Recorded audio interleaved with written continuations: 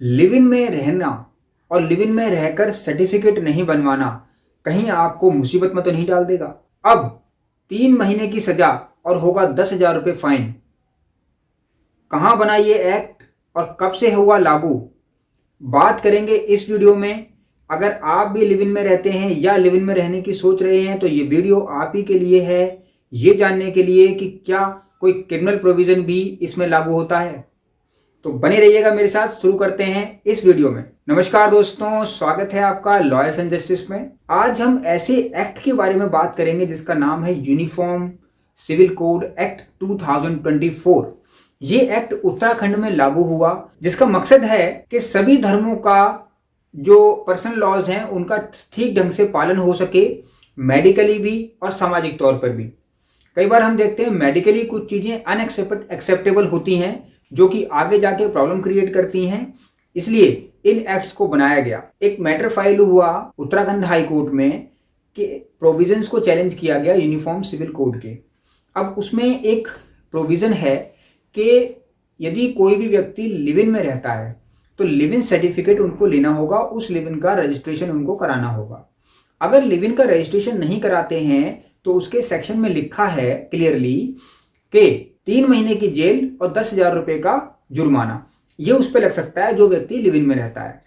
अब इसके पीछे वजह ये थी कि इससे पैटर्निटी का, जो बच्चे पैदा होंगे उनकी पैटर्निटी का क्लियर प्रूफ हो जाता है और जो लड़की होती है वो उसको बच्चे की लेजिटिमेसी को क्लियरली प्रूव कर सकती है। अगर सर्टिफिकेट नहीं होता तो उसको प्रूव करना थोड़ा मुश्किल हो जाता है।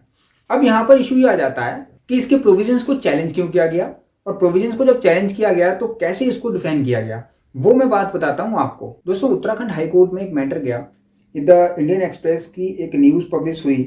ये ऑनलाइन न्यूज़पेपर है जो कि मैं इसमें देख रहा हूँ अपने टैब पर कि 13 फरवरी 2025 को ये न्यूज़ पब्लिश हुई है दोस्तों। अब इसमें जो हेडिंग्स है, हेडिंग में ये कहा गया, उत्तराखंड के मुख्य न्यायाधीश ने पूछा लिव इन संबंधों को विनियमित करने में क्या गलत है, क्या होगा यदि इस रिश्ते से कोई बच्चा पैदा हो जाए। तो इसमें कहा गया, उत्तराखंड उच्च न्यायालय ने बुधवार को कहा कि निजता के हनन की आड़ में किसी व्यक्ति को आत्मसम्मान की बलि नहीं दी जा सकती, खासकर तब जब वह लिव इन रिलेशनशिप में जन्मा बच्चा हो। न्यायालय ने पूछा कि ऐसे रिश्तों को विनियमित करने के बारे में आपका क्या विचार है और गलत क्यों है। उत्तराखंड मुख्य न्यायाधीश ने जी नरेंद्र की खंडपीठ उत्तराखंड समान नागरिक संहिता 2024 के प्रावधानों को चुनौती देने वाली याचिका पर सुनवाई कर रही थी। विशेष रूप से लिव इन रिलेशन से संबंधित प्रावधानों को अलमासुद्दीन सिद्दीकी द्वारा अधिवक्ता कार्तिकेय हरि गुप्ता के माध्यम से दायर याचिका में संहिता में उल्लंघित निषिद्ध संबंधों की सूची भी चुनौती दी गई है। दोस्तों, जब इस मामले की सुनवाई आगे चल रही थी तो इसमें मुख्य न्यायाधीश ने पूछा, गवर्नमेंट की तरफ से अपीयर हुए एडवोकेट से, जो कि सॉलिसिटर जनरल तुषार मेहता इसमें अपीयर हुए इस याचिका का जवाब देने के लिए। इसमें उन्होंने जवाब देने के लिए 6 वीक का टाइम मांगा कि हम इस सारे पहलुओं को एक बार देखेंगे, देखने के बाद हम इसमें रिप्लाई अपना फाइल करेंगे। लेकिन मौखिक रूप से क्या बात हुई उसमें भी हम थोड़ा सा प्रकाश डालने की कोशिश करते हैं। जब मुख्य न्यायाधीश ने कानून की धारा 387(1) पर औचित्य मांगा, जो लिव इन रिलेशनशिप का पंजीकरण न करने को 3 महीने तक की कैद या 10,000 रुपये का जुर्माना दोनों के साथ अपराध बनाती है, तो मेहता ने कहा जब हम जवाब देंगे इसके लिए औचित्य है। हमने एक अध्ययन किया है। मुख्य न्यायाधीश ने यानी चीफ जस्टिस ने कुछ इंपॉर्टेंट क्वेश्चंस पे भी प्रकाश डाला और कुछ क्वेश्चंस पूछने की कोशिश की। उन क्वेश्चंस जो कि बहुत ही इंपॉर्टेंट हैं, इस पर अगर विचार करें तो उन्होंने कहा कि इसके भी दुष्परिणाम हैं। अगर यह रिश्ता टूट जाता है तो क्या होगा, बहुत इंपॉर्टेंट क्वेश्चन है।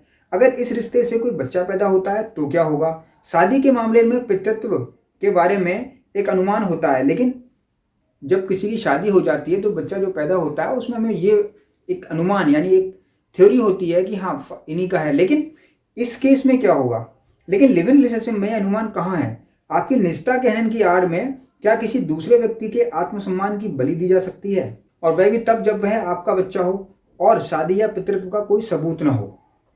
तो इसीलिए इसका रजिस्ट्रेशन अनिवार्य करने के लिए उस एक्ट में आया। तो अब एसजी ने कहा यह लिव इन में रहने पर पंजीकरण महिला सशक्तिकरण का प्रावधान है, यानी अगर लिव इन में भी रह रहे हैं तो पंजीकरण करा लीजिए। मुख्य न्यायाधीश ने कहा कि घरेलू हिंसा से महिलाओं के संरक्षण अधिनियम के तहत लिव इन को पहले से ही मान्यता प्राप्त है। यहाँ पर मैं आपको एक इम्पॉर्टेंट पॉइंट बता दूं कि अगर कोई व्यक्ति लिव इन में रह रहे हैं, कोई लड़का और लड़की, और अगर उसके साथ डोमेस्टिक वायलेंस होता है तो हस्बैंड और वाइफ की तरह ही वो लिव इन में रहने वाली पार्टनर फीमेल कोर्ट में केस फाइल कर सकती है under section 12 domestic violence act कि मेरे साथ डोमेस्टिक वायलेंस हो रहा है, और वो सारे प्रोविज़न उस पर एप्लीकेबल होंगे जो कि रियल हस्बैंड और वाइफ के बीच में एप्लीकेबल होते हैं। हालांकि उनकी शादी नहीं हुई है लेकिन लिव इन में रह रहे हैं। तो वही यहाँ पर चीफ साहब ने इम्पॉर्टेंट पॉइंट उठाया। अब फिर उनने एक और इसमें इम्पॉर्टेंट पॉइंट उठाया कि जहाँ तक निषिद्ध संबंधों की डिग्री का सवाल है, एसजी ने कहा कि ऐसे संबंध पहले से ही विशेष विवाह अधिनियम, हिंदू अधिनियम और ईसाई विवाह अधिनियम के तहत निषिद्ध हैं।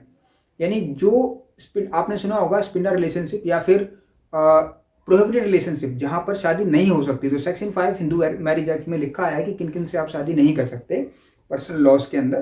तो ऐसे ही वो बताया गया कि पहले से ही इस पर क्लियर पिक्चर है, लेकिन आनुवांशिक समस्याएं पैदा हो जाती हैं। हम 2025 में हैं, इसके बारे में थोड़ा और जागरूक होना होगा, यह चिकित्सकीय रूप से सिद्ध है। मुख्य न्यायाधीश ने एसजी से चचेरे भाई बहनों के बीच विवाह पर प्रतिबंध के बारे में पूछते हुए कहा।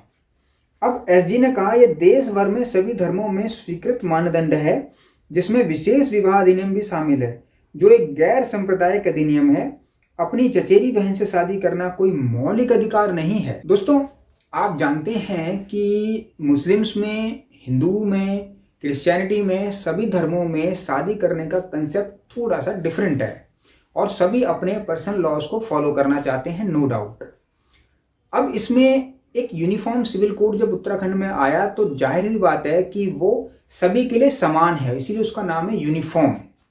एक मेडिकल टर्मिनोलॉजी के ऊपर मेडिकल आधारित ये एक्ट बनाया गया। अब इसको फॉलो करना, सभी धर्मों को फॉलो करना पड़ेगा उत्तराखंड में। तो जब अगर वो फॉलो कर रहे हैं तो जाहिर सी बात है कोई अपने धर्म को फॉलो करना चाहता है तो वो इसके प्रोविजंस को चैलेंज उन्होंने कर दिया। जब चैलेंज किया गया तो अब जब कोर्ट के अंदर बात आई तो वो किस पर आधारित होगी? लॉ पर, फैक्ट्स पर और मेडिकल पर, कि किसी मान लीजिए कम उम्र की बच्ची की शादी कर दी जाए या बच्चे की शादी कर दी जाए तो उस केस में उस बच्चे पर मेडिकली क्या प्रभाव पड़ता है, उसकी बॉडी पे फिजिकली क्या इफेक्ट पड़ता है, ये सारी चीज़ों को देखते हुए सुनवाई की जाती है। अब ये स्पिंडर रिलेशनशिप है या प्रोहिबिटेड रिलेशनशिप्स हैं, आपने देखा होगा सेक्शन 5 अगर हिंदू मैरिज एक्ट पढ़ें तो उसमें ऑलरेडी दिया हुआ है, चचेरी बहन से शादी नहीं कर सकते, चाचा भतीजे से शादी नहीं कर सकता, वगैरह वगैरह बहुत सारी पॉइंट्स हैं। लेकिन कई दूसरे धर्मों में वो कर सकते हैं। अब इशू यहाँ पे यही उठ जाता है कि इसीलिए यूनिफॉर्म सिविल कोड लाने की आवश्यकता पड़ी और उसी पर बात यहाँ पर हो रही थी। तो ये मेडिकल भी प्रूवन है और दूसरे तरीके से भी कि इस पर इफेक्ट गलत पड़ता है।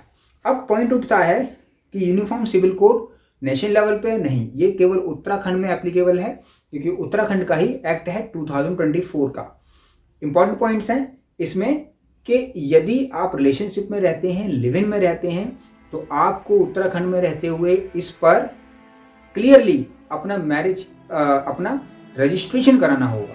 अगर आप रजिस्ट्रेशन नहीं कराते हैं तो फिर इस पर पीनल प्रोविजन एप्लीकेबल होता है। तो ध्यान रखिएगा, उत्तराखंड में अगर आप रहते हैं तो अपने लिव इन को जरूर रजिस्टर करवा लीजिएगा।